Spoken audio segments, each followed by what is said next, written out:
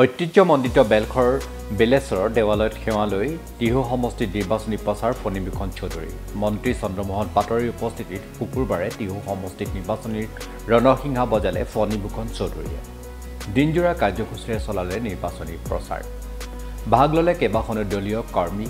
সন্মিলনত বৰপেটা লোকসভা সমষ্টিৰ অন্তৰ্গত টিহু বিধানসভা সমষ্টিত মিত্ৰজোঁটৰ প্ৰাৰ্থী ফণীভূষণ চৌধুৰীয়ে শুক্ৰবাৰে দিনজোৰা কাৰ্যসূচীৰে নিৰ্বাচনী প্ৰচাৰ চলায় নৱগঠিত টিহু সমষ্টিৰ নাৰায়ণপুৰ মিনি ষ্টেডিয়ামত অঞ্চলটোৰ মহিলাসকলক লৈ হিতাধিকাৰী সন্মিলন বলোৱা দলীয় কৰ্মকৰ্তাৰ লগত মত বিনিময় পশ্চিম চামতাত দলীয় কাৰ্যকৰ্তা সন্মিলনৰ লগতে ৭-৮খন দলীয় সভাত ভাগ লয় ইয়াৰ উপৰিও ঐতিহাসিক বিলেশ্বৰ দেৱালয়টো আশীষ গ্ৰহণ কৰাৰ লগতে সংগীত নাটক একাডেমী বঁটা প্ৰাপক মঞ্চ সূৰ্য ধৰণী বৰ্মনৰ প্ৰতিমূৰ্তি শ্ৰদ্ধাঞ্জলি জ্ঞাপন কৰে প্ৰাৰ্থীগৰাকীয়ে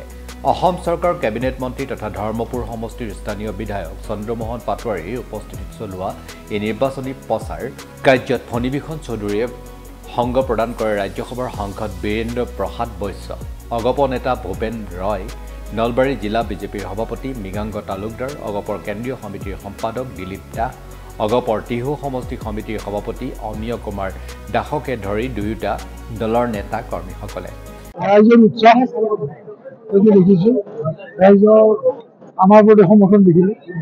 যিহেতু প্ৰধানমন্ত্ৰীগৰাকী আহি আছে আপোনাৰ হৈ নিৰ্বাচনী প্ৰচাৰ চলাব গতিকে কিমান উৎকণ্ঠা কিমান মানুহ সমবেত হ'ব বুলি আশা কৰিছে আমাৰ ব্যক্তিগত কমেও ১.৫ লাখ মানুহ সমাৱেশ হ'ব আৰু এইবোৰে আমাৰ তাৰমানে ভাৰতীয় জনতা পাৰ্টীয়ে সমন্বয় কাৰ্যকৰ্তাসকল ভেটি বিস্তাৰ কৰিছে নিশ্চিতভাৱে সেই প্ৰধানমন্ত্ৰী নৰেন্দ্ৰ মোদী ডাঙৰীয়াৰ